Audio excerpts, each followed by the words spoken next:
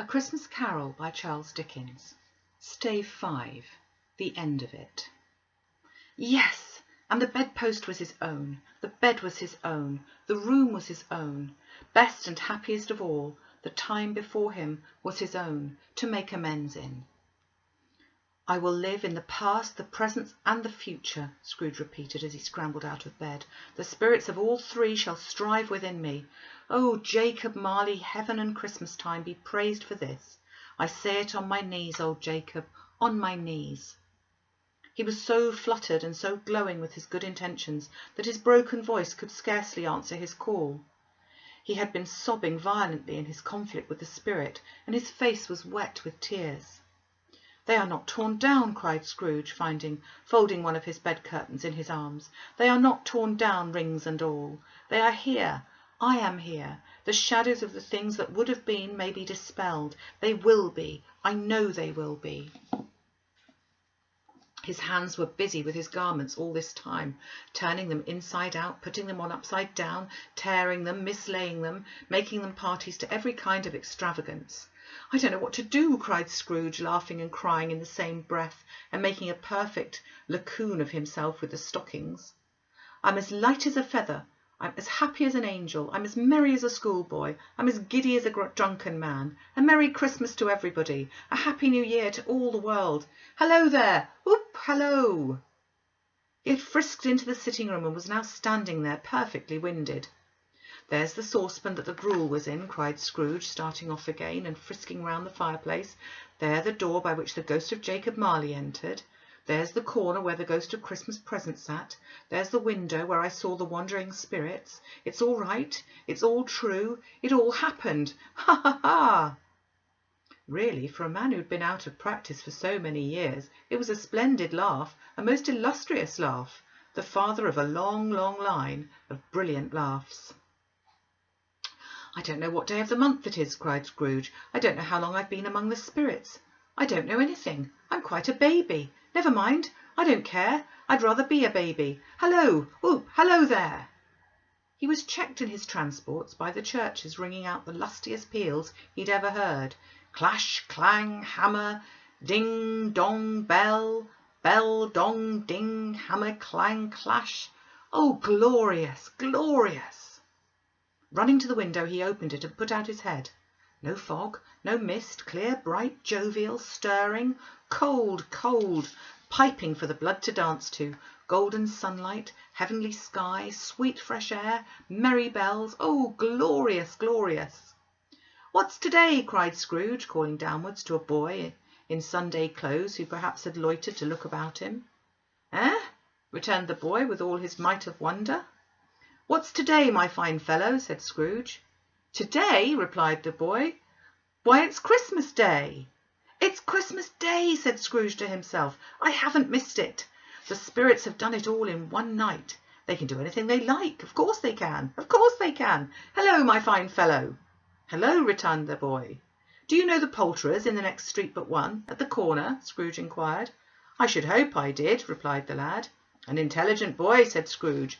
A remarkable boy. Do you know whether they've sold the prize turkey that was hanging up there? Not the little prize turkey, the big one. What, the one as big as me? Returned the boy. What a delightful boy, said Scrooge. It's a pleasure to talk to him. Yes, my buck. It's hanging there now, replied the boy. Is it? Said Scrooge. Go and buy it. Walk, exclaimed the boy. No, no, I'm in earnest. Go and buy it, and tell him to bring it here that I may give the direction where to take it. Come back with the man and I'll give you a shilling. Come back with him in less than 5 minutes and I'll give you half a crown. The boy was off like a shot. He must have had a steady hand at a trigger who could have got a shot off half so fast. I'll send it to Bob Cratchits, whispered Scrooge, rubbing his hands and splitting with a laugh. He shan't know who sends it. It's twice the size of Tiny Tim. Joan Miller's never made such a joke of sending it to Bob's will be. The hand in which he wrote the address was not a steady one, but write it he did, somehow, and went down the stairs to open the street door, ready for the coming of the poulterer's man. As he stood there, waiting his arrival, the knocker caught his eye. I shall love it as long as I live, cried Scrooge, patting it with his hand. I scarcely ever looked at it before. What an honest expression it has in its face. It's a wonderful knocker. Here's the turkey. Hello, Whoop. How are you? Merry Christmas. It was a turkey. He could never have stood upon his legs, that bird. He would have snapped 'em short off in a minute like sticks of sealing wax. Why, it's impossible to carry that to Camden Town, said Scrooge. You must have a cab. The chuckle with which he said this, and the chuckle with which he paid for the turkey, and the chuckle with which he paid for the cab, and the chuckle with which he recompensed the boy, were only to be exceeded by the chuckle with which he sat down breathless in his chair again, and chuckled till he cried. Shaving was not an easy task, for his hand continued to shake very much, and shaving requires attention, even when you don't dance while you're at it. But if he'd cut the end of his nose off, he would have put a piece of sticking plaster over it and been quite satisfied. He dressed himself all in his best, and at last got out into the streets. The people were by this time pouring forth, as he had seen them with the ghost of Christmas present, and walking with his hands behind him, Scrooge regarded every one with a delighted smile. He looked so irresistibly pleasant, in a word, that 3 or 4 good-humoured fellows said, "Good morning, sir, a Merry Christmas to you," and Scrooge said often afterwards that of all the blithe sounds he'd ever heard, those were the blithest in his ears. He'd not gone far when, coming on towards him, he beheld the portly gentleman who had walked into his counting-house the day before and said, "Scrooge and Marley's, I believe." It sent a pang across his heart to think how this old gentleman would look upon him when they met, but he knew what path lay straight before him, and he took it. "My dear sir," said Scrooge, quickening his pace and taking the old gentleman by both his hands, "how do you do? I hope you succeeded yesterday. It was very kind of you. A Merry Christmas to you, sir." "Mr. Scrooge?" "Yes," said Scrooge, "that is my name, and I fear it may not be pleasant to you. Allow me to ask your pardon, and will you have the goodness—" Here Scrooge whispered in his ear. "Lord bless me!" cried the gentleman, as if his breath were gone. "My dear Scrooge, are you serious?" "If you please," said Scrooge, "not a farthing less. A great many back payments are included in it, I assure you. Will you do me that favour?" "My dear sir," said the other, shaking hands with him, "I don't know what to say to such "Don't say anything, please," retorted Scrooge. "Come and see me. Will you come and see me?" "I will," cried the old gentleman, and it was clear he meant to do it. "Thank ye," said Scrooge. "I'm much obliged to you. I thank you 50 times. Thank you. Bless you." He went to church, and walked about the streets, and watched the people hurrying to and fro, and patted children on the head, and questioned beggars, and looked down into the kitchens of houses and up to the windows, and found that everything could yield him pleasure. He'd never dreamed that any walk, that anything, could give him so much happiness. In the afternoon he turned his steps towards his nephew's house. He passed the door a dozen times before he had the courage to go up and knock, but he made a dash and did it. "Is your master at home, my dear?" said Scrooge to the girl. "Nice girl, very." "Yes, sir." "Where is he, my love?" said Scrooge. "He's in the dining-room, sir, along with the mistress. I'll show you upstairs, if you please." "Thank'ee. He knows me," said Scrooge, with his hand already on the dining-room lock. "I'll go in here, my dear." He turned it gently, and sidled his face in round the door. They were looking at the table, which was spread out in great array, for these young housekeepers are always nervous on such points, and like to see that everything is right.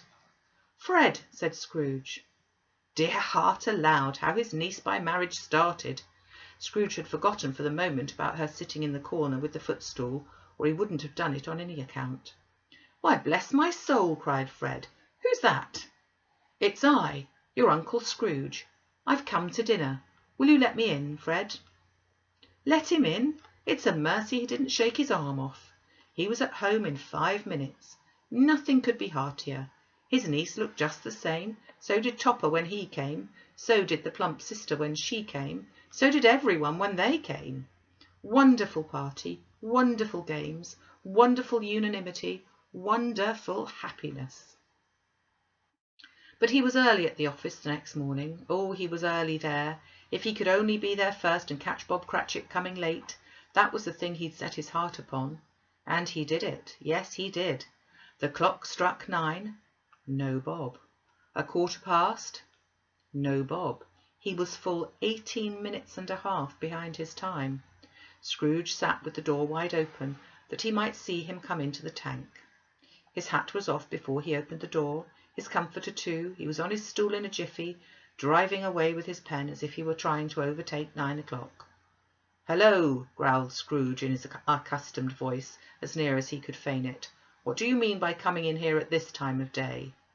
"I'm very sorry, sir. I'm behind my time." "You are?" repeated Scrooge. "Yes, I think you are. Step this way, sir, if you please." It's only once a year, sir," pleaded Bob, appearing from the tank. "It shall not be repeated. I was making rather merry yesterday, sir."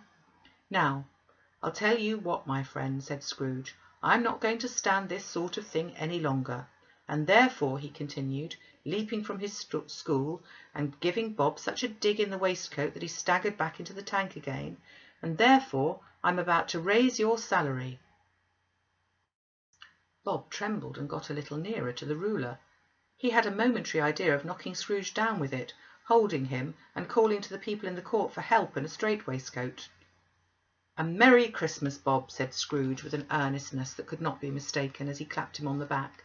"A merrier Christmas, Bob, my good fellow, than I have given you for many a year. I'll raise your salary and endeavour to assist your struggling family, and we will discuss your affairs this very afternoon over a Christmas bowl of smoking bishop, Bob. Make up the fires and buy another coal scuttle before you dot another I, Bob Cratchit." Scrooge was better than his word. He did it all, and infinitely more. And to Tiny Tim, who did not die, he was a second father. He became as good a friend, as good a master, and as good a man as the good old city knew, or any other good old city, town, or borough in the good old world. Some people laughed to see the alteration in him, but he let them laugh and little heeded them, for he was wise enough to know that nothing ever happened on this globe for good, at which some people did not have their fill of laughter in the outset. And knowing that such as these would be blind anyway, he thought it quite as well that they should wrinkle up their eyes in grins as have the malady in less attractive forms. His own heart laughed, and that was quite enough for him. He had no further intercourse with spirits, but lived upon the total abstinence principle ever afterwards, and it was always said of him that he knew how to keep Christmas well, if any man alive possessed the knowledge. May that truly be said of us all, and all of us. And so, as Tiny Tim observed, God bless us, every one.